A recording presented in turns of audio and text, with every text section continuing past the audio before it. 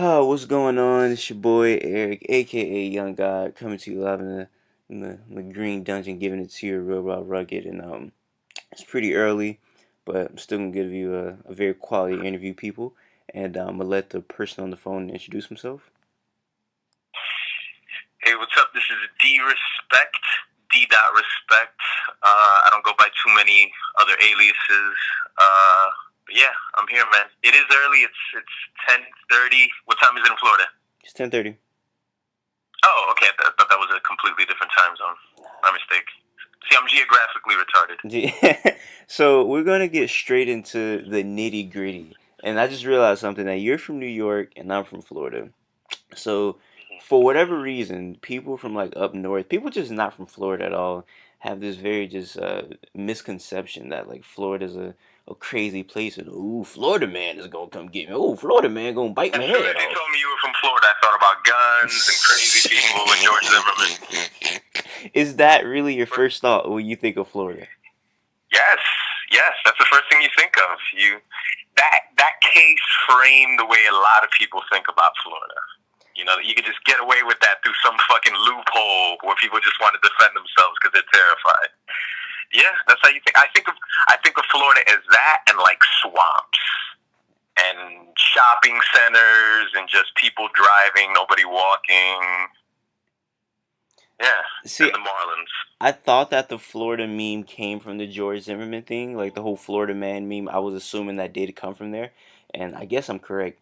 And it's crazy you say that because me being from Florida, I actually watch a lot of battle rap, and battle rap is most technically like in New York areas or whatnot. So battle rap, people in real life a little bit is how I've shaped my opinion of New York people. And I've interviewed a couple people from New York, and I've all told them this, so I can't break the tradition with you. But I think New York people are some of the worst people of all time. I don't know if you would agree with that. I have my reasons why. I, I would definitely agree with that, and which is something that I don't get because when you live in New York City, you're forced to live on top of people. You're forced to be on top of one another on train stations. So you would think that people would be used to being inconvenienced because when you're on the train, I mean, you literally somebody will literally just jam themselves in between you and another person sitting on the train, and you would think that that would build some cadence and you wouldn't be such an asshole over time. mhm. But we just can't tolerate it. We just resent people for it even more. So I think that's what makes New Yorkers so angry is the fact that your personal space has to be invaded because somebody paid $3 to get on the metro just like you did.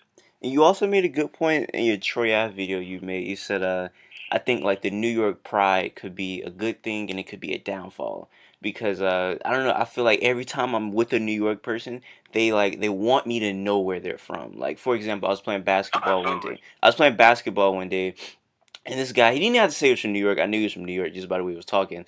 And somehow I was like, wow, it's really cold outside.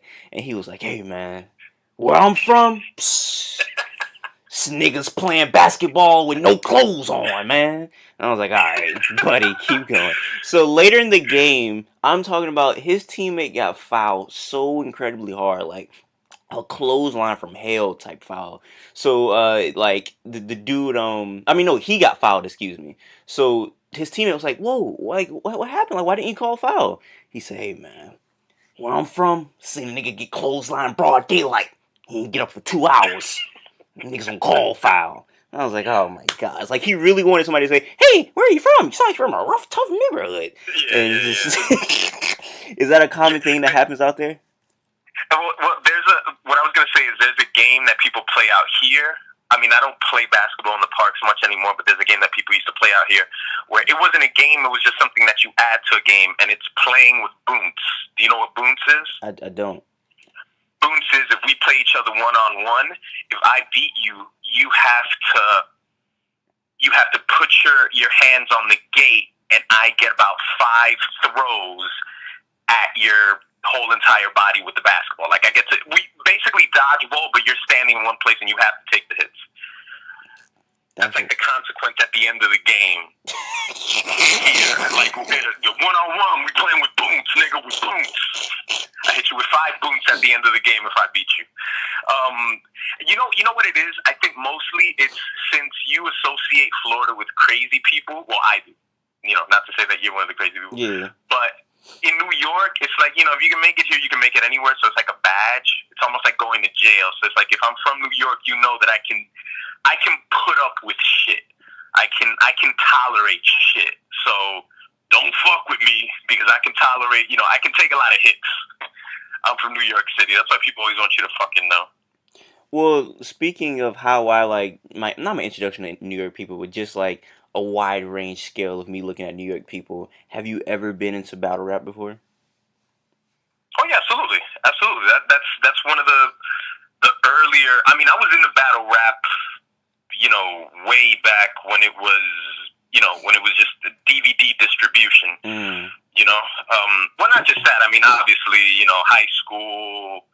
Into the whole battling myself in high school. But when battle rap was becoming sort of something like a product to be sold, it started off with the DVDs. And I was really into it then because every DVD had a battle in it. And so it was really much more of an event. Now it's really just oversaturated, But absolutely, man. I have some great memories of battle rap. I had no idea that you were once a rapper. What happened with that? Well, I mean, everybody. I think anybody who takes an interest in music has some sort of relation. Like you do it at one point. You know what I'm saying? Like you cook the food at one point. Just because you love it so much. Because I think if you love music or really anything, I think you take a literal interpretation of it when you're younger. Like if you say, I love baseball, so then you say, I want to be a baseball player. Yeah. And it's like, well, no, really, maybe you just want to own a sporting goods store or some shit like that. You know what I'm saying? Whatever it ends up being.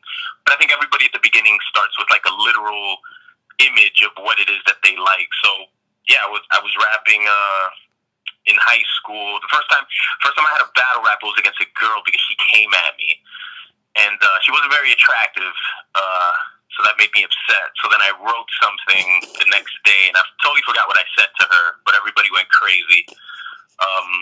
She was really tall. She was like 6'1", which is weird, but that was my first battle rap. I remember. It was silly. That's crazy. It's crazy you say that because I remember this one girl in middle school, and she would just pick fun of me a lot, and I've always knew I had like the ability to just rhyme words. And I remember one day I was like, "Yo, if she says one more thing, I'm gonna like hurt her feelings." And I remember I like went home, and I would like never forget this because I thought this was just like. I was probably like in 7th grade or 6th, 7th grade, and I thought it was just such a good bar. I remember I was gonna tell her, I was like, you try to pick on me because you think that you're cool, but what you don't know, I'm gonna roast you, toast you, and bake you like 99% of your food. And I was really, I was waiting to say that with all my might. Yeah, I was really waiting to say that, but she never said anything, so I always kept that in the tuck.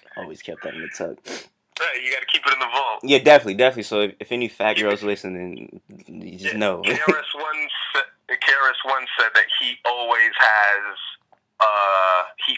bars for every rapper, and I don't know if that's true, but he says every rapper that's out, he always keeps a fresh 16 for everybody. That's what he claims. Hey, this is really random, but speaking of KRS One and fresh 16s. I don't know if anybody knows, but like KRS One has a song about falling in love with a 16-year-old. I don't know if you've ever heard that before, but the song is wild. You know about that song? Hey, I don't know about the song, but all the pedophilia and all that stuff wouldn't surprise me. Yeah. With everything that I've heard that happened back then with him and African Bombada and all that stuff, none of that would surprise me. Yeah, he was like, got a fresh 16. Is she a fresh 16? And I was like, whoa. This is next level. The plot twist. Yeah. Also 16 at the time. I'm also 16. Hey man. You didn't let him finish the bar. Yeah, that was a wild time. But just going back a little bit before we even get into your YouTube, I want to know, like, outside of like your interests that you delve into on your YouTube channel, like when you're not doing YouTube, when you're not just living your daily life, like out working probably. What interests you in life? Like if it's sports or if it's reading books, like what are things that you would say are like your main interest when you just have free time? M- my main interest is definitely running. That's Mm, where my interest lies. That's what I do most. That's what I do for work, mm. really. But that's where my interest lies when I'm outside of that whole world. Are you Definitely. like a speed runner or are like how do you do that? No. Well, Mm, distance running, and mid distances, and just not ultra marathoning, not like 150 miles or some crazy shit like that. But no, not like track or anything yeah. like that. Not sprinting. I'm not Usain Bolt or anything like that. But that's where that's where my interest lies, because it's all about discipline. You can fool yourself into a lot of things in life, but what your body's doing when you're in a physical activity, I'm assuming you play sports. Yeah. Yeah, there's no faking your body when you're in a physical act. Like when you're killing something. When you're doing well at something. Mhm. Whether it's you're doing weights. When you're killing it, and there's something to that. I think it's necessary for people. Mm. I think everybody has to have that sort of discipline. So I would assume that you have like good cardio since you distance running, right? Oh, absolutely. Yeah, Absolutely. that's My cardio's top notch. It's 93 degrees here in New York City, and I was just busting my ass this whole fucking week. I'm taking a rest today because today's July 4th, but I'm getting back out there. yeah, man. I play basketball and I don't know, just like all my life, I just never had good cardio. I definitely need to work on that. So now I think it's Really? a good time for me to ask you, what should I do to gain my cardio to top notch like yours? To gain good cardio, I think you should definitely get into the practice of jogging, Mm, but not jogging at full speed. Jogging at a conversational speed. mm, Like, say, for example, before a game, you run out there for like maybe 10, 15 minutes, but run with a friend and be able to have a conversation just like you and I are having right now yeah. while you're running. And if you can do that, because it's all about breath control. That's all it is. Is that you just probably haven't learned to breathe very well, because you sound like a young guy. I'm pretty sure it's not because your body's not able to do it. You just have to be able to breathe well, so your oxygen can distribute to your muscles and all that shit.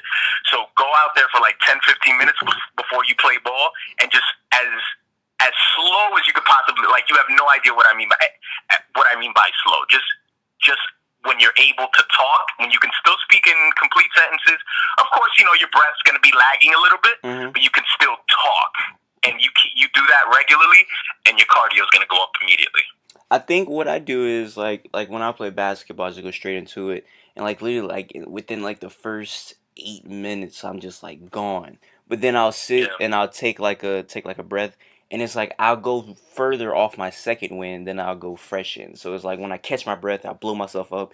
I could probably play like 30 minutes of basketball without being super tired. So I don't know if that's a normal thing or not, but I would rather go in and have my cardio just top notch as soon as I first go in. So I definitely work on jogging and trying to build that up. I appreciate the advice, man. Appreciate that. I You're appreciate welcome, that. man. It's all free advice too. It's all Yeah, free. yeah, I appreciate that very lot. But going back to how I found you on YouTube, which was probably like 2000, and when did you create a YouTube? 2011. That's when I probably found you, like 2012, 2011, because I found you before. No, I found you after I found somebody else I'm gonna talk about in a minute. But I found you, and I know you know them or whatever. We'll get into it. But anyway, when I found you, you were like a mysterious, like just you're like a mythical creature. You're like the Loch Ness monster almost, because it's like who is this guy? And it's like, why is his videos just like so good? And like like you have like the like The random music. video snippets, yeah, the music, the random video snippets of the deep mythical voice. Like it's like everything is just like, whoa, Yeah, this yeah, is yeah. this is great. So it goes along. So what made you even want to do YouTube in the first place? Doing YouTube. Well, I've always had an interest with.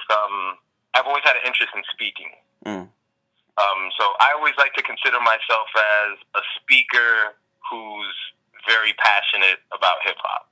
You know, I'm always going to do speaking, but hip hop is just something that I grew up in, obviously living in the city. So it's something that whenever you have a wonder about how you should approach something, you should always just go with what you know. Mm. And in 2011, what I pretty much knew I could talk about was hip hop. It's not necessarily that I was going to be right about it, but I knew I could say something interesting that would pique somebody's interest.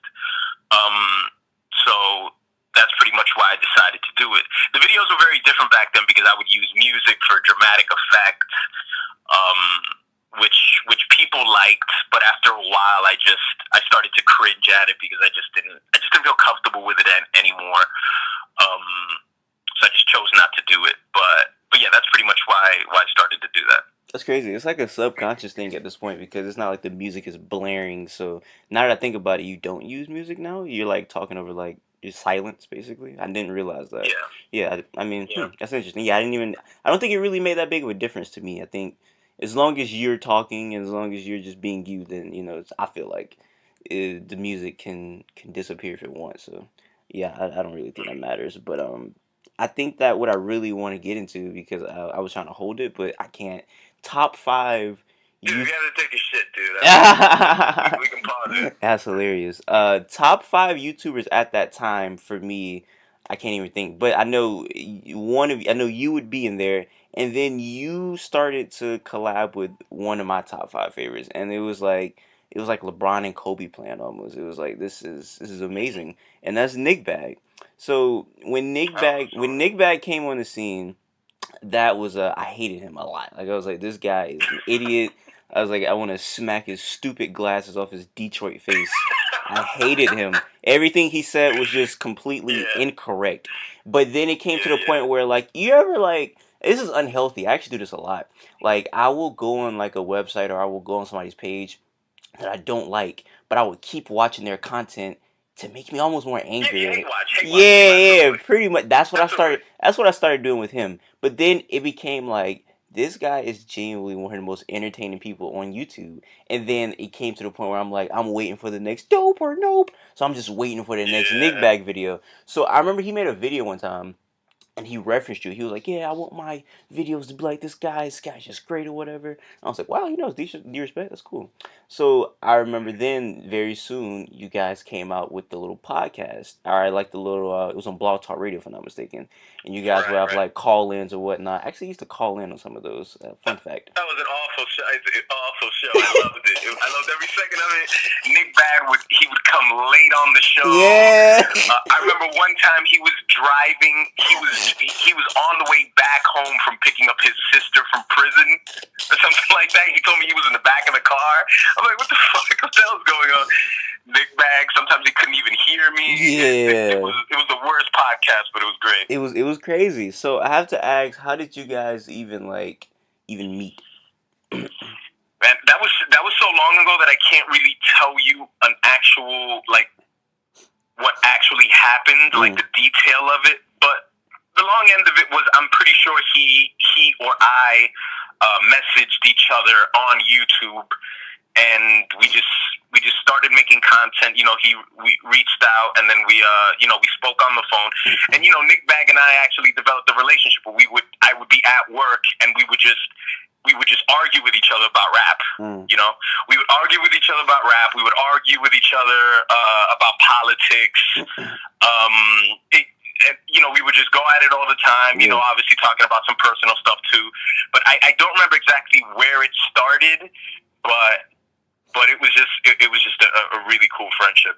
So now that we bring him up, you asked me tell me more about yourself before we start this interview, and I wanted to basically kind of save a little bit for the interview. So basically, if you ever go on my page, look at my videos, my reviews, anything like that, I don't try to hide it. I think I am a poverty version of Nikbag, very very not awaringly, not on purpose, but it was just I feel like I started making YouTube videos after he stopped because I was like, wow, nobody's doing what he did, so I kind of wanted to fill that void. So if you go and look at my YouTube, and as if nobody ever put two and two together, literally I'm like a Florida Nick bag almost at this point, but just being Okay. myself still because I see a lot of like he trolls a lot. I'm a troll. Like we both like I just see it like the comparisons or whatever. So somebody was like, "Oh, you're Nick bag." I'm like, "Ah, sure, yeah, I wouldn't be mad at it." So I don't know. What happened to Nick bag? I don't know if you can answer that, but he just disappeared. With Nick Bag, the last few conversations that we had, it was always very clear to me, at least, that Nick Bag had other interests in life. Like, he didn't, one thing was clear is that he didn't want to be YouTube famous. Like, he wasn't interested in it. He just talked about music because he was interested in music. And as a matter of fact, I remember one time, it was either Chief Keef, I think Chief Keef, yes.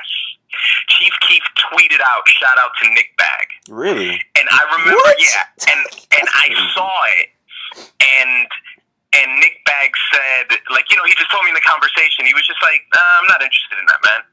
It was either Chief Keef or somebody that was really big in 2012. Might have been Joey Bat. I don't know who the fuck it was. Was it the conversation? Was it? Oh, I don't know if it was a conversation. Remember, Danny Brown and ASAP Rocky had like a noisy back and forth, and Danny Brown was talking about Needledrop, and he was like, "Yo, you look at the reviewing guy," and then ASAP was like, "You talking about the nigga with the hat and the glasses?" He was like, "No." Yeah.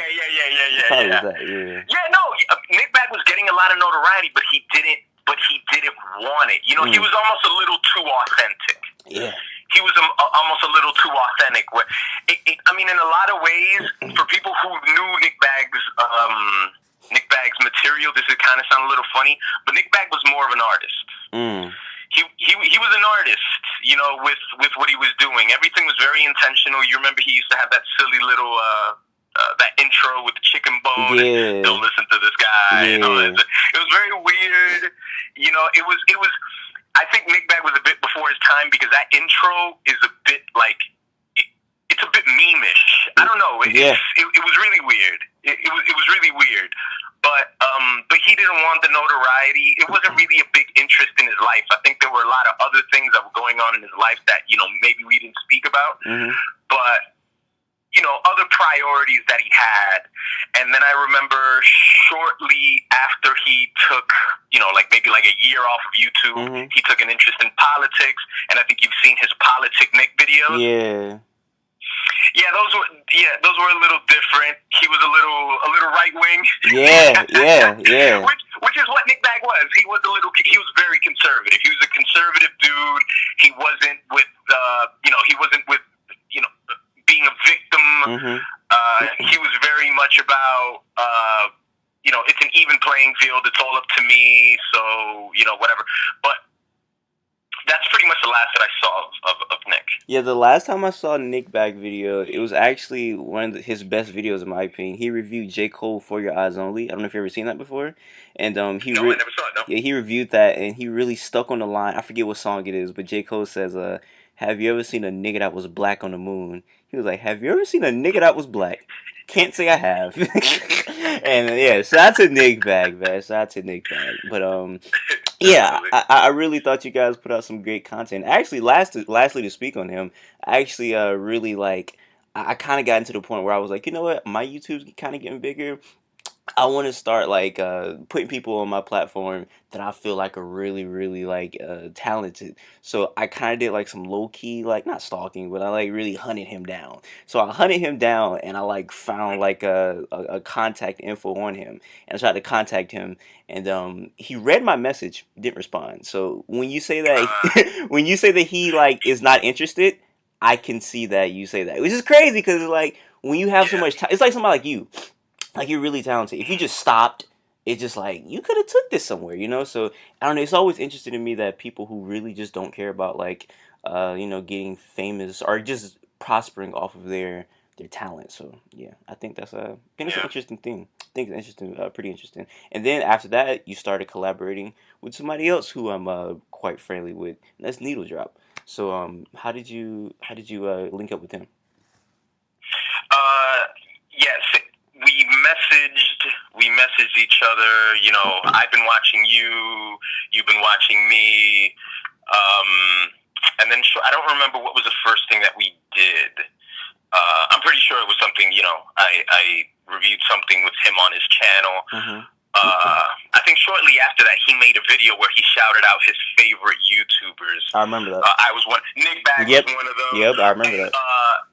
Interestingly enough, I mean, if anybody here is a Kick Genius fan, Trey Good of Kick Genius used to do a blog called Hip Hop Culture TV, and I remember him and Nickbag had a beef. It was the funniest thing ever. Yeah, I it remember. Was so funny. I remember, like, he used to say sonically a lot, and then Nickbag was like, "What does that even mean?" It's like sonically.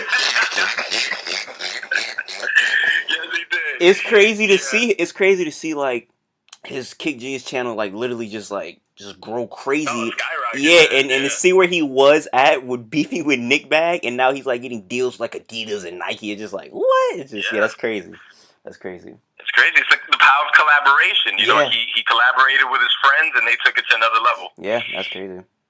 Yeah, so he shouted out his favorite YouTubers there, and you know, from there we've had a pretty cool working relationship. Obviously, we've done some. I've helped him out with some live shows that he's done. He recently got off a tour now, so we've worked in person. We've worked on YouTube, and he's just always been a pretty solid dude. Yeah, he's like one of those people, because like I met him like in a very just like strange like way, like I didn't expect to meet him, and like he's one of those people that you'll watch and you don't know what to expect, but when you talk to him, you're like, this is a really nice, like, solid guy. So yeah, I would definitely agree that he's a very like just solid human. So yeah, shout out to Needledrop, and I know you guys like do something that I want to talk about. You guys do like the worst rappers of the year list, right? So, somebody that's very near and dear to my heart because he's a fellow Floridian that I've heard you kind of like slander a few times. I was like, we gotta talk about this right here. So, your thoughts, your full thoughts, if you had to give them to me, on Kodak Black. Have I slandered Kodak Black? Definitely. Look, the only time I slandered Kodak Black, because I never delved too much into his discography, is his fucking video, Tunnel Vision. Tunnel Vision is one of the cringiest things and one of the worst attempts at somebody visually trying to accomplish something and sonically, you got the call back, trying to accomplish something else. So, do you remember the Tunnel Vision video? Yeah, I remember the video, and I remember you did what were you talking about? You were talking about like I literally just watched the video yesterday. I know you mentioned Jonah Lucas in the video. I don't know, because I remember you had the video playing in the background and you were talking over it. You were talking about, like I said, I can't remember what you were talking about. So I forgot exactly what. Yeah, but I know it was a video where you were mentioning Kodak's name or whatever. You were talking about why people. It was the viral rap video you pulled up, and you was like in a fantasy world, this guy who's like rapping over Tunnel Vision would be like more famous than Kodak. Oh, right, the guy on Instagram. Yeah, that guy. So I watched that and I was like, it's interesting. Like so you said that you never really delved into his discography like that. Now I understand, because if I was to say, hey, you never heard Kodak, I wouldn't be like, oh, you gotta listen to Tunnel Vision. Like that's not one of like his best songs. 'Cause I feel like personally. No, they want to see us in the prison. You would recommend that? I want to see you in a prison. No, you would. Okay. That would not, because in my opinion, Kodak is a pretty decent rapper. Kodak actually can rap, in my opinion, because I listen to him and he has verses where he's talking about like literally I wouldn't differentiate him from most like just regular rappers. Like I wouldn't call him a quote unquote mumble rapper, which I also want to talk about. And wait, hold on, let's get in that, because I feel like it's going to intertwine in this. What is a mumble rapper to you? A mumble rapper is, I mean, I think it's kind of it's an outmoded term now. I think it's kind of just, we've moved on from it. But I think a mumble rapper was just somebody who, a mumble rapper is somebody who depended on a vibe more so than lyrics. they rested on the fact that you can feel me more than you can hear me. You know, I don't know if that sounds a little vague, but that's what it feels like to me. You know, like for example, let's say look at me. You know, rest in peace, X. Look at me, for example. I think the part where he's like, look at me, look at me, follow me, look at me. That's all mumble rap to me. That's all just like, look. Don't listen to what I'm saying. Just feel me. Just feel the way I'm saying it. Just, you get it, right? You get it. You get it. You get it.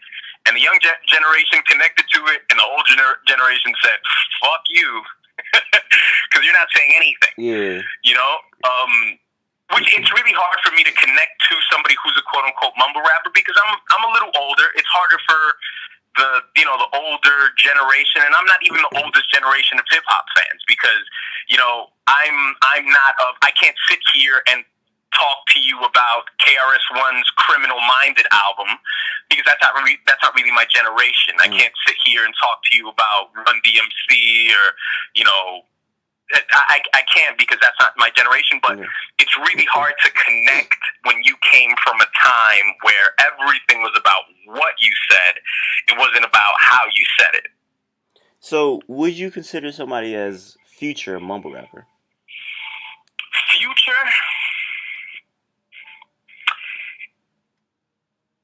I just think Future's a little lazy. I just think he's lazy. You know, I think he's very dependent on what T-Pain created years ago, and I think he's lived off of T-Pain's invention, and he's prospered off of it. So he can be a little lazy. He can, you know, he can open up a little bit and sort of mumble out words, and he definitely does. There's a lot of times I don't know what the hell Future's talking about, but I guess that's his distinct style. Would I consider him a mumble rapper? No, I just think he's lazy at times, and I think he uses the laziness to sort of set himself aside from the crowd. Because if he sounded too clear, I don't know, maybe he would sound like a regular rapper. I don't know. I feel like, I don't know, like my opinion on Future. I feel like when I listen to a Future album, like let's say Dirty Sprite 2, for example, I would say that I left with that album with like as many quotables as like just like a classical, quote unquote classic, like 90s hip hop album. And I feel like if you can, yeah, like I could listen to Iron Man by Ghostface and pull out as many quotables as I can from DS2. I feel like DS2 is literally like, it's almost like, I would consider it a hip hop classic. I say that just because of I feel like the time that it came out, like because I remember like on Twitter it was like the big Future Hype, and I feel like he capitalized with an actual very very good album. When I listen to that album, like you may listen to the album and be like, what is he saying? When I listen to the album, I feel like on every song there's not one, not two, but like multiple quotables. So I don't know. I feel like sometimes people don't listen to like Kodak or Future with the right ear. Because I listen to Kodak and I'm like, he gives me quotables. Like he gives me things to live by. Well, you're also from Miami, so you have a different ear. You know, you came up with the Trick Daddies. I was gonna say Luke. I sure hope you were listening to Luke. No. I'm not. Hold on. I'm quite not from Miami. I'm from Jacksonville. But I mean, I guess close enough, sure. So, I'm sorry. I meant Florida in general. You see how dismissive of New York? Yeah. Miami or whatever the fuck. That's what it is. It's just like Miami. Yeah, that counts for Florida. Yeah, pretty much. But yeah. Yeah. But that's what I mean. You're from Florida, so you have a different ear. There's a different background to your ear. So I understand why. Is there some? Like I have so many boring old rappers. Have you ever heard of Mike Geronimo? No, I haven't. Mike Geronimo was an old rapper from Queens. You know, he had a pretty big buzz along with your favorite Queens rappers like Nas or Noriega or Mobb Deep. Mike Geronimo's name held some weight. You know, if you've never listened to Mike Geronimo, listen to an album called Vendetta. That's pretty much where you get your best Mike Geronimo. But he's just like so boring. He's so incredibly boring, but I loved Mike Geronimo. You know what I'm saying? And it's it's just what it is. When you're from New York, sometimes you just like hearing people who have dull, monotone voices. I mean, look, you brought up Ghost. I mean, has anybody ever sat down and listened to Master Killer? Master Killer is easily one of the most boring rappers of all time. Like, he is so fucking boring, but it's just like, you know, we got hoodies and Timbs on and we're listening to it, and we're here for it. And I don't understand the Kodak Black, and I don't understand the appeal of all that stuff, because I'm trying to apply my East Coast lens to it. I'm looking for lyrics when that's not what Kodak Black is selling me. I would disagree. I would disagree. That's what I would disagree at. That's what I was going to get to. If that's what he's selling, I don't hear it. It just doesn't resonate. Well, how about this? How about this? Since you did say that you're not, familiar with discography, after we're done this interview, after everything, I want to take a chance to put you on to some Kodak songs that I think you may enjoy. Yeah, Jesus, dude. Can I lend you some money? Can you lend me some? Hey, you want me to listen to a nigga named Mike Geronimo? You gotta listen to Kodak. Hey, that was for your listeners. You gotta listen to I don't know who Mike Geronimo is, but you need to listen to some Kodak. Like I said, I might give people an update, and I'm pretty sure you're gonna come back with a very positive response. So I'm going to force upon you some Kodak. Yeah, I'm going to force upon you to some Kodak. But I mean, speaking of like people like Kodak, because he raps about, I think like this is a perfect segue, because like people like him, like I said, when you listen to like songs like people see me winning, you don't really get the sense when he's rapping about like yo, like I've been through a lot, like I'm stressing, like I'm going through this, I'm going through that. Like I don't want to rap about money. Like he raps about like just like a lot of just like kind of off the wall stuff. Like he has a song where he's rapping about being like a black Israelite, just like a lot of like just weird stuff, a lot of interesting stuff rather. And I feel like a lot of rappers from the hood, they come out like basically not knowing they're going to get this big. Like there's no way Chief Keef thought that video was gonna blow up like that. So when he does, he's still taking like his like depression with him. Somebody like Fredo Santana said he's not going to stop drinking lean until his dead friends come back. So that would lead me to think he's hooked on lean because of his like depression almost. You thinking about his friends, he wants them to come back, so he's going to cope with that.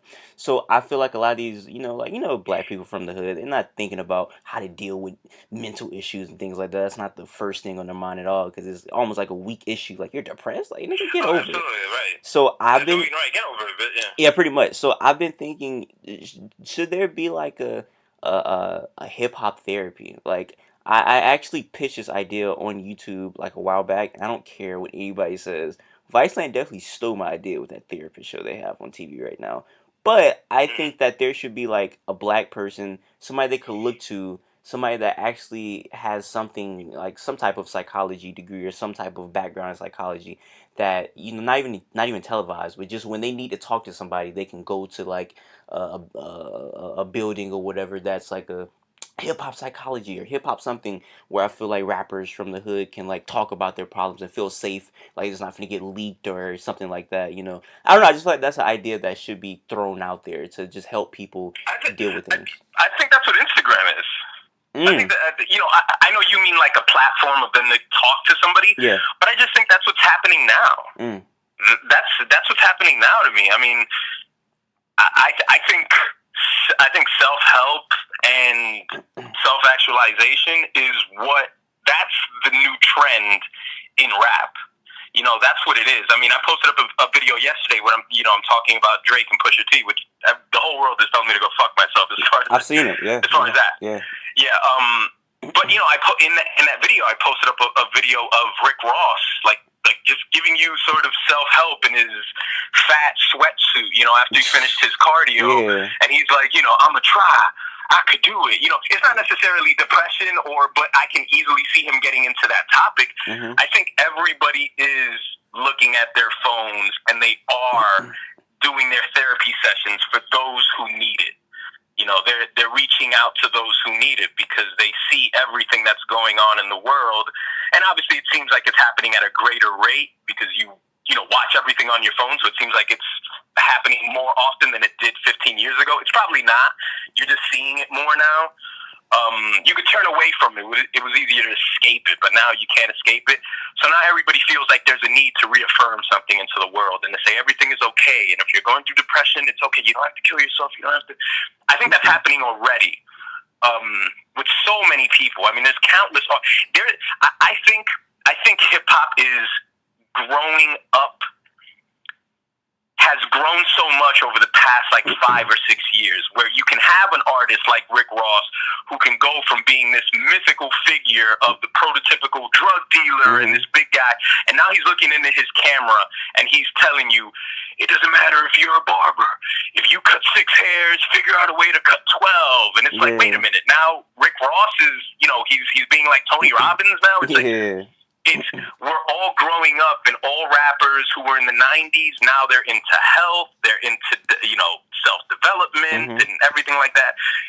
And I think it's happening, and I think the way the younger generation is I think it's because they're being there for the younger generation, for the sad rappers, for the Little Xans, for the Tentaciones, for the people that are really going through it. I think they're there for them. I think what you just described was how I looked at Robin Williams, because I feel like Robin Williams, he made things to make people laugh, to make people forget about what's going on in their real lives. But at the end of the day, you see what happened to him. He killed himself. So when you do talk about like rappers, like, basically trying to help people out, I still think that they're the ones that need help, because maybe Fredo Santana did things to, make people be like, hey, I don't want you to feel how I'm feeling, so I'm going to put this song, or I might do this right here to, make you laugh, and, because I don't want you to feel how I'm feeling. So, I don't know, I feel like even though that they could help people out, like rappers and actors can help people out, but I feel like they themselves need a private, like talk with somebody who can help try to relieve their stress or problems, you know what I'm saying? Oh, they needed probably, somebody like Robin Williams probably needed it more than anything else. I mean, if you have that much will to have that much success in your life, you probably told yourself a story that, outside of any chemical imbalances that he had, which might have been the case, but outside of that, you got to have a neurotic drive to tell yourself, man, once I do this next thing, I'm going to feel so much, and then you get to it, and then you find out that you just basically took yourself into just a new level of your life, but you're still your same depressed self. And then you convince yourself that the next one is going to do it, and the next one is going to do it, and it's still there, and then you just, you end up killing yourself, and then the whole world goes, well, how could that possibly happen? You had everything in the world. Like, he had everything in the world, but, but peace of mind, which in most cases is the most important thing, but I don't even look at everyday struggle, but I heard the dude Wayno, somebody sent me a link or something, and he said basically what you just said. Like, he was like, all these new rappers, you get like 50,000 a show. Like, basically, what are you depressed about? Like really, what are you sad about? Like, you got all this money, you got all this fame. Why are you really sad? So even though I think that's like a really just like wild thing to say, because I'm not finna like tell somebody that they're not depressed, because I don't know what they're really going through. So yeah, there's people out there that really do think like that. So that's a thing. Yeah. That's definitely a thing. But last question before I get into the fan questions. I know you did make a video about it, and people were basically getting you out the paint. How do you feel about Scorpion? About Scorpion, Scorpion was just a boring album. It was just really boring. There were a few highlights on it. But overall, I just felt like. I'd have to listen to it a couple more times to give you how I actually feel about the whole thing, because obviously it's a lot of tracks. But it was just your typical Drake album. He gave you a few mixtures of old sounds, but what everybody's going to pay attention to is the recent stuff, because he didn't respond to it. Yeah, that's pretty much what's standing out.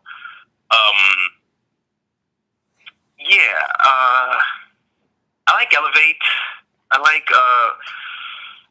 Obviously, I like God's Plan. There's about a handful of songs that I liked from it, but I have to listen to it a few times more to give you what I officially think about it. But it was just, it's something, it's going to come and go. Kind of like Nas's album.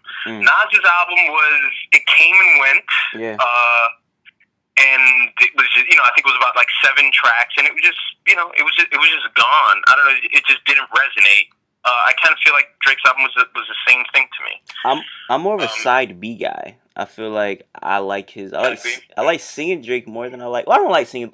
I don't know. I feel like I tend to more singing Drake. I gotta listen to it in order. Okay. I shuffled everything. Okay. Yeah. That's more the R&B side where he's singing, and he has a couple ones. You know that I don't know. I feel like I like singing Drake at this point more than I like rapping Drake. What was that? What'd you say? No, I was done. In My Feelings was nice. I think that was one of the singing ones too. Yeah. You're more of a fan of the singing Drake, or is that a seasonal thing? Do you switch? Like maybe now you like singing Drake and then rapping Drake? I like rapping Drake, but it's like singing Drake is just I don't know. Like sometimes he's talking that talk, and I'm like I like this. But I do realize that he does talk. Like I never realized it, but he does talk about women like they're like a creative player on a game, or is it like a science experiment? Like he's like, I want to mold you. I seen potential. You could be better. And he's a fuckboy. He's very manipulative. He is. The most insulting, one of the most insulting things that Drake's ever said on a song to me, it's on Hotline Bling when he says, "You should just be yourself. Right now, you're someone else." And it's like I've been with a lot of strong women in my life. Enough women to know that if I would tell them that, they'd be like, "Motherfucker, I should just be somebody else. Who the fuck are you, my father?" Like, don't talk to me like that. Like, don't tell me who I am. Don't tell me who I should be. Some women can be manipulated like that. But, the thing with Drake right now is, to me, I think there's a few things about Drake, and I think people aren't aware of how much of an anomaly he is because of what he does outside of his commercial music and how he actually participates in beefs. As much as we will eternally blow Jay-Z and Nas for giving us that, and we don't even have to say what that is because we all know what they gave us, Drake attempts to put himself out there and to possibly create something like that, and which is more than you can say about Kendrick or Cole.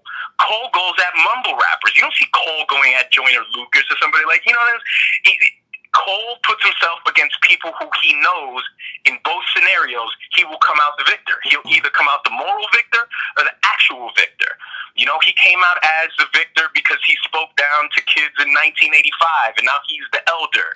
And he's not really dissing them. He's just giving them advice. And bullshit, he's dissing them. You know what I'm saying? So Drake's an anomaly because he puts himself out there against formidable opponents, and people don't really appreciate that. And people don't want to hear that because when you're on top, nobody wants to hear people giving you credit because, I think people have a strong problem with success. They hate it. They cannot stand it. So they don't want anybody complimenting the people at the top, but there should be some credit given. And the other thing I wanted to say, I'm sorry for going off on a tangent. The other thing that I wanted to say is that in my opinion, I felt like that beef is always going to go down as one of the most misunderstood and the strangest beefs ever to me. It's always going to be the strangest thing in the world to me that for whatever reason people believe that anybody could have done what Pusha T did. I don't think I could say that anybody could have done what Cannabis did to LL. Anybody could have done. No. Only Cannabis could have done that. Only Common could have done that to Ice Cube. You know what I'm saying? Anybody could have just said, "You're hiding a child," and Twitter would have went fucking crazy. If Meek would have done it, if Meek would have made Wanna Know, and he would have said, "You are hiding a child, my nigga," everybody would have went crazy. So it's something that he used that I've been thinking about why it's so appealing to people and why people care about it so much. So it's always going to go down as a strange beef to me, and I almost feel like a year from now I'll have like 5 more other theories as to why, and that's what I love. I love the confusing shit that happens and how people react to it. I feel like we could honestly do like a whole 3-hour conversation on that whole beef because I have so many thoughts on it. Well, shit. I mean, share a couple things. I mean, I know you have time constraints for where you want to keep your podcast, but No, I don't actually. This is okay. this is the most. This is like the Nick bag in D-Respect. This is like unorganized, just talking. It has no rules or anything like that. We just shooting the breeze. But yeah. I honestly, okay. So I interviewed battle rapper Ilmac. You may have seen his Ilmac, okay. yeah, so he actually went viral recently because he did like the ketchup versus mustard battle rap thing, and that was like a little animation thing went viral with. And he thinks that Pusha T song was terrible. He was like, it's not Oh, good. thank you. Thank you. And he said he feels like he looks at it as if like he went to a battle and he's in the room and everybody like, oh man, he got smoked. But he's the only person in the room like, I don't see what you're talking about. I think the other guy won. He said he feel like that's how it's going to be. And 5 years from now, people will be on his side and realizing that Duppy Freestyle was a better song than Adonis Freestyle or the Life of a Story of Adonis was. And I... Hmm? No, go ahead. No, and I still, even though listening to you and him, I would have to just heavily disagree because I feel like Pusha T, just the strategicness. I'm a strategic person. Everything I do, everything I say in my videos is for a purposeful, strategic reason. And the way that he planned this out was just like it was masterful. And when you say anybody could have done it, I don't think everybody is that strategic in that just planned out. From him releasing what was it, Infrared, and in the song where he says, I don't tap dance for the crackers and sing Mammy. And when he says that, knowing he has the Drake blackface thing in the tuck, that correlates to that right there. That's just, I think that's masterful. The way that he threw out just little small jabs and Drake just took the full bait and just ate it, just ate it whole. He's like, this is perfect. I got him where I want him. I got him on the ropes now. And then he comes out with the child thing, with the Adidas thing, which people don't really talk about. When he was like, your son needs more than the Adidas press run.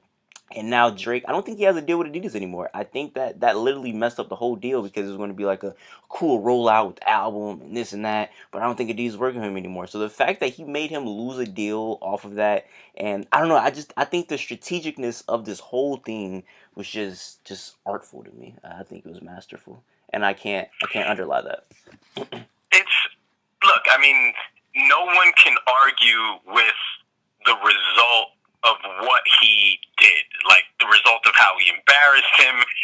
I'm not in any way, shape, or form fighting like, no, he did not lose. That's very brave for Ilmac to say that Duppy's better. I'm not comparing tracks to each other. I do think, however, that people are going to revise this, and I don't think that the story of Adidon is going to age well. You know what I'm saying? A diss record to me that's ignored because of the person who did it, but I think it ages very well. Is a diss that Sci-Hi the Prince did to Kanye. I think it was called "Elephant in the Room." Yeah, I remember that. And if you listen to it now, it sounds better, but everybody's going to ignore it. And I think you have to look at whether a diss track is going to age well. And no one can argue of the impact of what it did to Drake financially. Obviously, he's the bigger artist. This more goes to my point of Drake being such an anomaly because he has so much to lose that you can just simply say, hey, you got an Adidas press run out, you got your kid out, and that already messes up his deals, it messes up his rollout. He's putting so much on the table by trying to give us a battle and give us entertainment. And we are so happy that all of that got burned. Yeah. But it's at the same time, it's what you have to appreciate. If your podcast was getting 10 million views, was getting 10 million views or 10 million downloads, and you are gracious enough to have somebody that nobody's fucking heard of on your podcast, people would be like, oh my God, you're amazing. Thank you for this platform. Thank you for all this. But it's like we always seem to forget that. Now, as far as the strategic part, I just still feel like this could have been done by anybody because when you look at the lyrics on a blank sheet of paper, nothing stands out. Nothing really stands out. Even the blackface. Okay, the blackface, for example, was just like, what is it?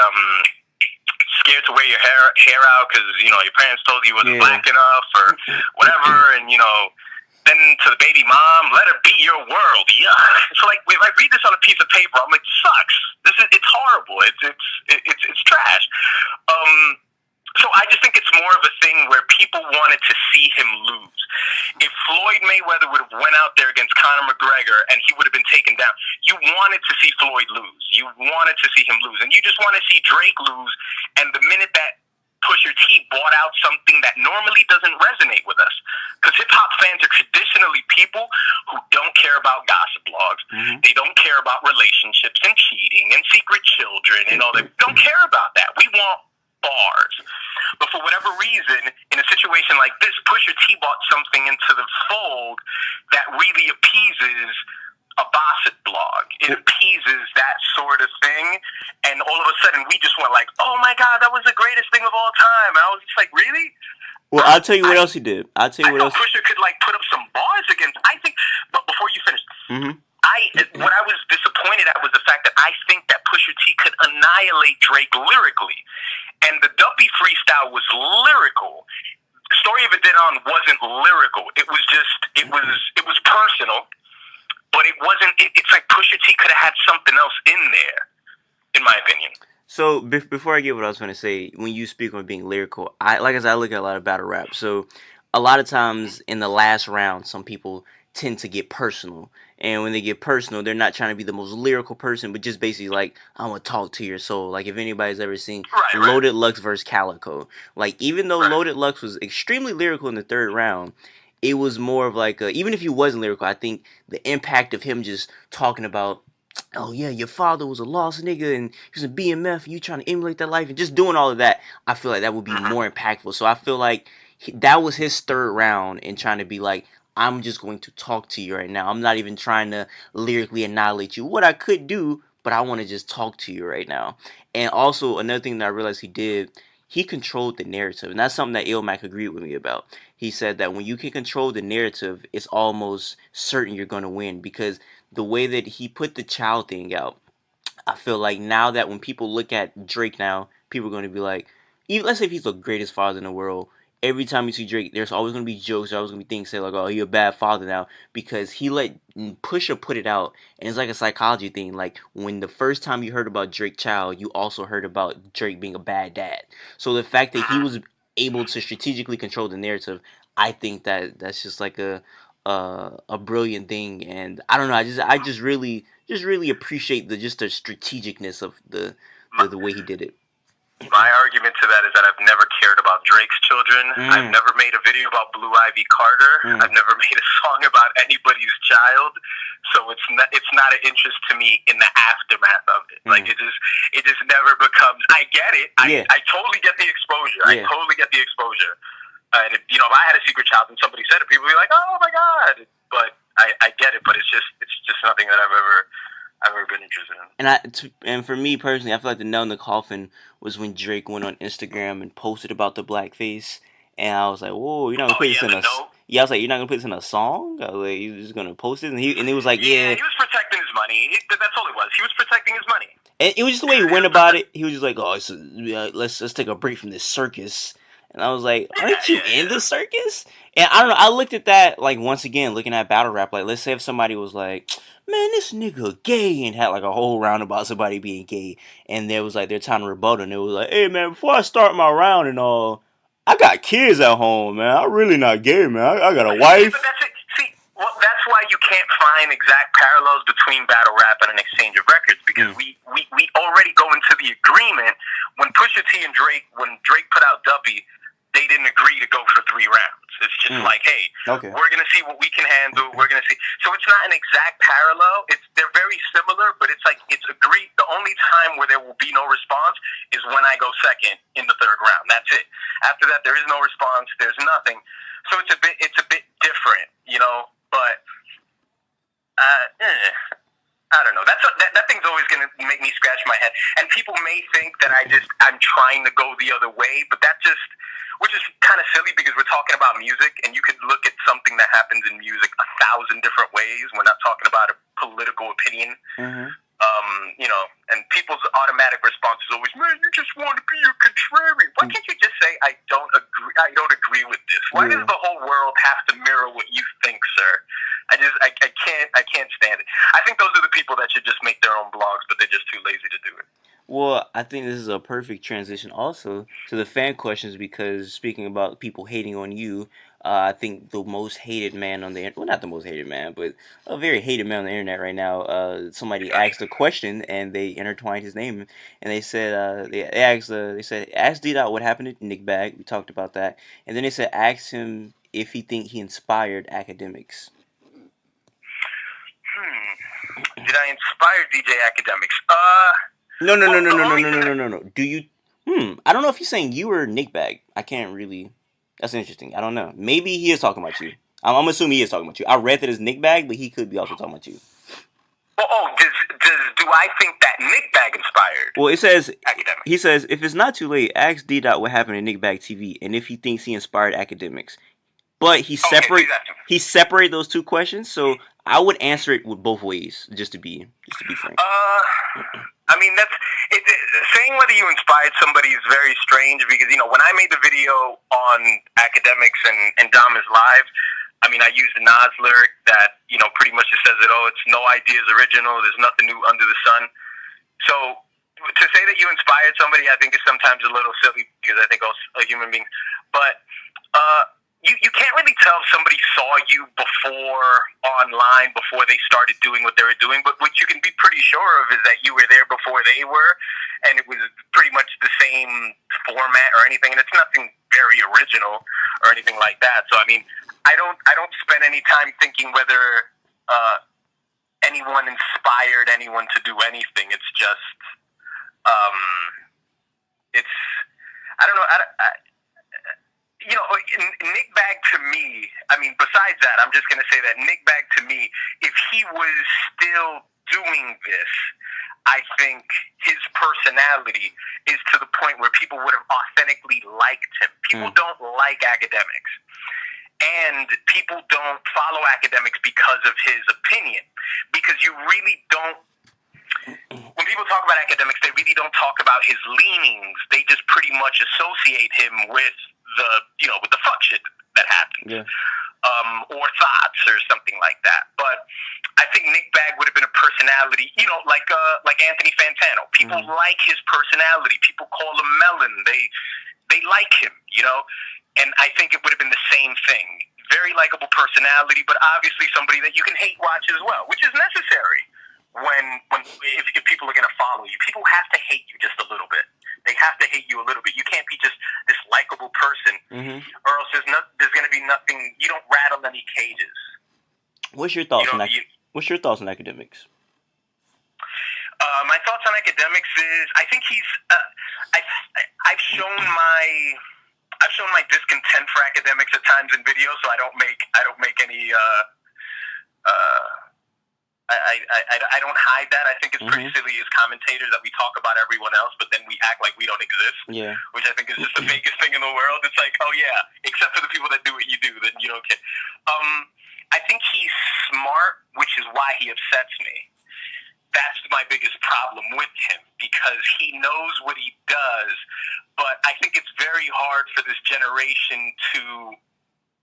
I think it's very hard for this because academics is what 27 or something like that. I'm not sure how old he is. He's like 28, something like that, pushing 30. I mean, he's getting up there. Yeah. So he's not exactly a kid, but I think it's really hard to. Okay, Black Ice, who's a spoken word poet from Philadelphia, had this great line in a poem that he said, and this is just a disrespect video here. This is just me being a douche. He had a line where he says, "When a nigga goes from not doing to doing, what can you tell him? Not to be a nigga? I have to be a nigga. Like, I have to." So when somebody goes from not getting 1 million subscribers and then getting 1 million subscribers, it's very hard for you to tell them that anything that they do is morally wrong, because at the same time we have to realize that we're not just commenting on music, we're commenting on culture, and we're affecting people's minds and what they see. So this is it's a very big responsibility, and to be a commentator is to be smart enough to know that this just isn't about the music. You know, when that kid got shot in that car, and Joe Budden said, what did Joe say? Joe said that he attracts that, he created that energy. Mm-hmm. I know exactly what Joe means. Academics took it as, oh, you're saying I'm responsible for his death? No, that's not what he's saying. What he's saying is that you created the culture and the space for some, you know, for the flashing, the pulling up, and you're creating this culture on your Instagram page for young people to seize this and for this to be a point of interest. It's kind of like he told them, stop covering the street stuff because it's going to get to the point where you don't cover it anymore. You see that these commentators get to the point where they can't show X in the car.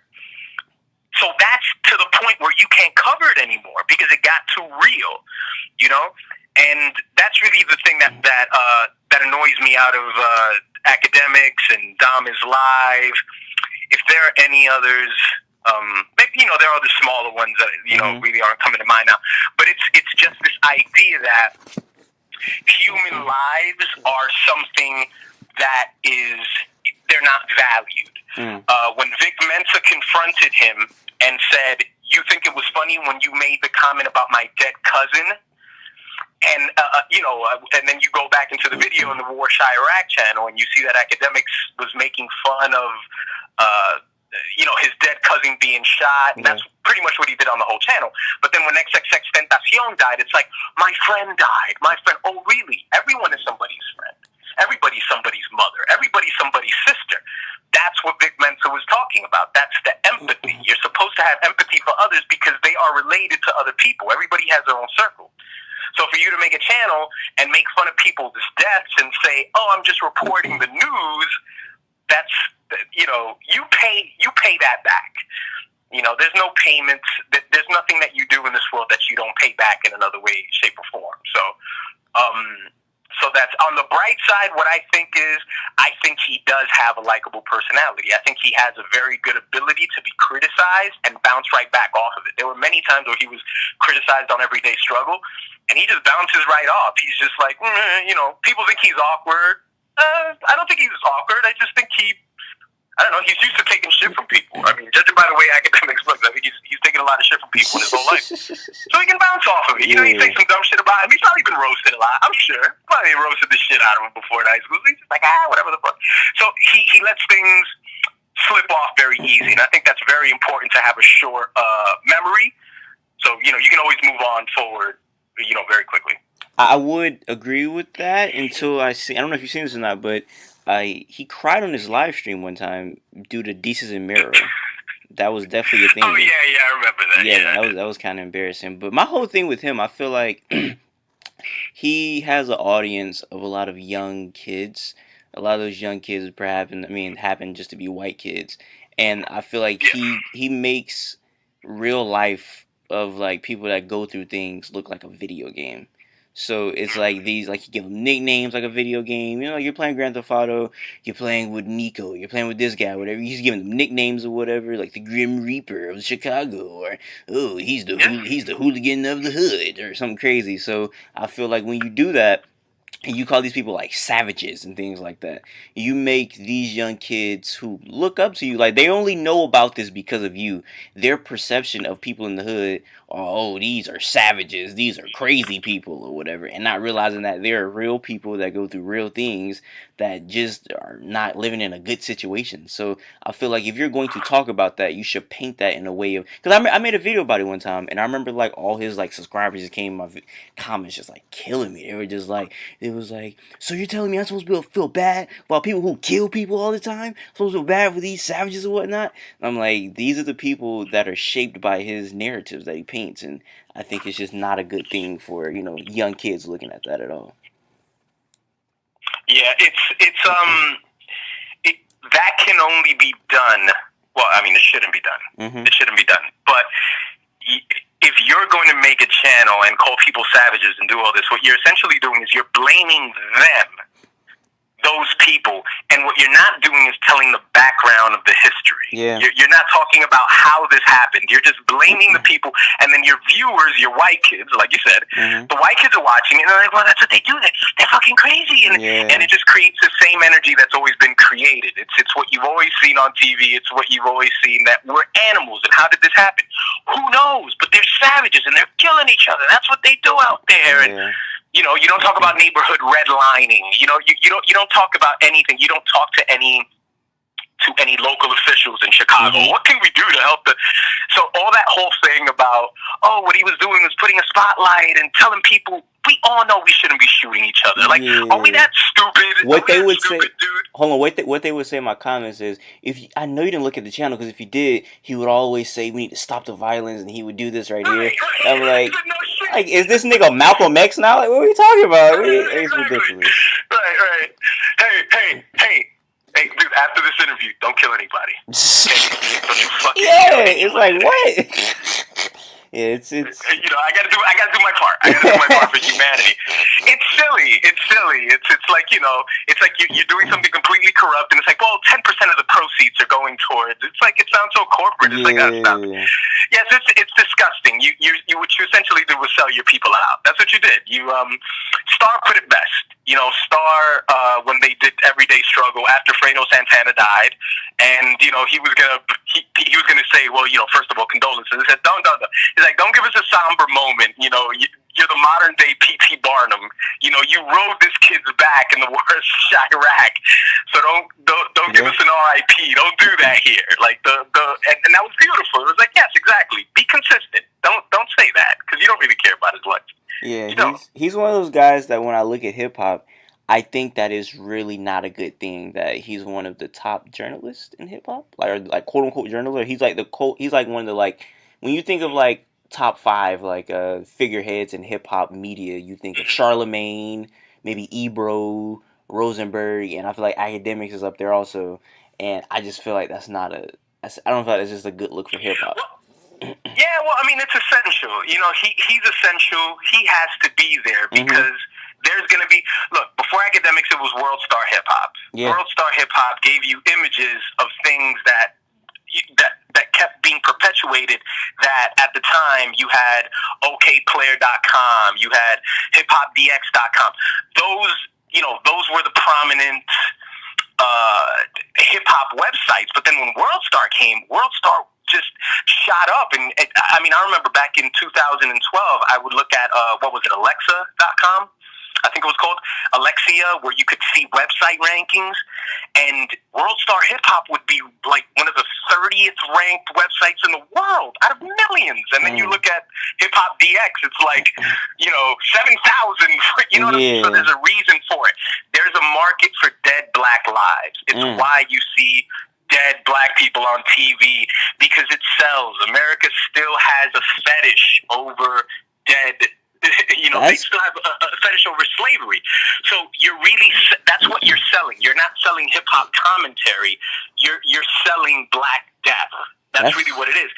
And the Instagram stuff, even on the flexing, it's just ignorance. It's just perpetuating just another bracket of it. Not as terrible as black people dying and calling them savages, but still feeding into the terrible, you know, what would make kids shoot XXXTentacion, because they see what he has and they just want it, because it's what people use to validate themselves on social media. That's really crazy. Black Death sells, or Black Death has a market. That's what it is. That's what it is. Look, remember this.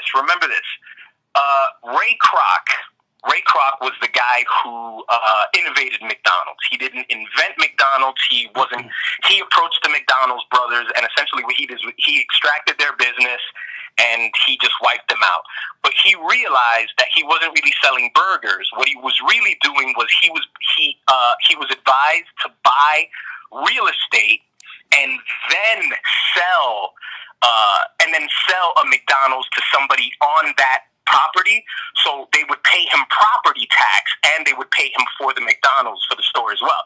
So what he was really doing was he was really selling real estate, you know. But he made McDonald's what it was, but he understood what he was doing.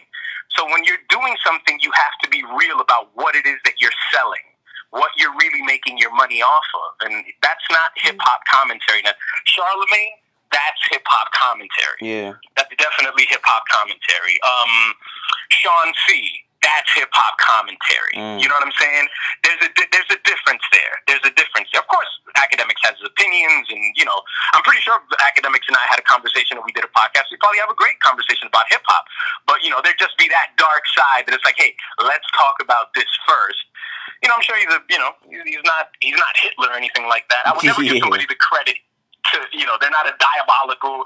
They just went to a dark corner where we could have all have gone to, but we just don't go down there. Yo, Academics being the hip hop Hitler is crazy. Just like the thought of that is just wow. That is crazy. But last two fan questions. Blame Tyrone asks, what happened to the weekly request series?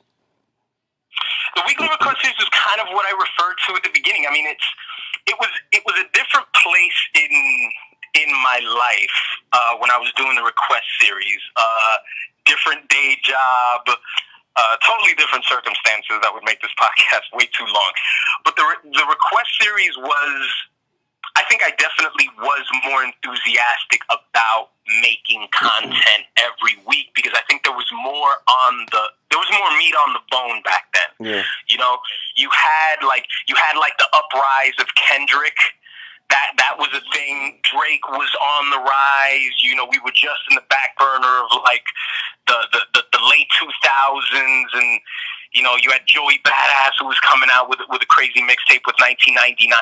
It was a different space in music, I think, and it was also a different place in my personal life where I woke up every week and I said, I want to turn this into something, because all of my videos, they're not really commentary. In order to make it interesting to me, I have to question something that I really am confused about. And I think people think that I know something. That's why I make the video and I try to sound like I know what I'm talking about. I'm honestly confused, but I think that's where the creativity is in the confusion. So there's not a lot. There's not a lot that I'm confused about these days. Everything's pretty straightforward. Okay. Everything's pretty straightforward, and it's just, you know, and I just didn't want to do the music anymore, but I still do weekly videos. I mean, they're just not packaged as the request series. Well, last question comes from Young NATO. He says, big fan, but I have to ask, who's your favorite porn star? Oh, shit. Havana Ginger. Wow, the big nipple girl, right? Oh, man. Big areolas. Big areola girl, yeah. Shout out to her. Yeah, Havana Ginger. You know why? Because she looks like Aaliyah if she was a porn star and had a tit job. Well, I've never put that together, but now that I think about it, she does. Look at a picture of Havana Ginger, sir. And then look at a picture of Aaliyah. Yeah. You'd be like, eh. Yeah, I see what you're talking about. I can already see what you're talking about. That's crazy. Shout out to Havana Ginger. Anything else you have to say before we close this up? Anything that I have to say? It's anybody who's listening to this, and if you obviously there's people who follow you who probably have their own interests within the hip hop realm. You have a responsibility. You have a responsibility to maintain a balance between your will to succeed and the people that are watching. You know, you can't go too far off, because then you essentially turn our culture into blackface. You know, that's what you end up turning it into, and it's a huge responsibility. It's a very silly thing to do, to talk about rap.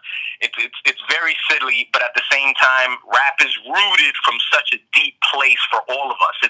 It's a source of employment for thousands of people. This world would be so different in this country for black and brown people if it wasn't for the fact that DJ Kool Herc decided to fucking throw a party in the Bronx, you know, years ago. This would be totally different. You know what I'm saying? So you have a responsibility, and just have fun with the shit. Well, before we do go, I do want to let the people know that I'm gonna say by the end of this year, I'm gonna make D Dot request. I mean, D Dot respect. Excuse me.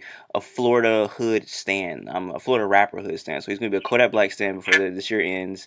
And okay, okay, yeah, okay. that's my mission for We'll see 2018. about that.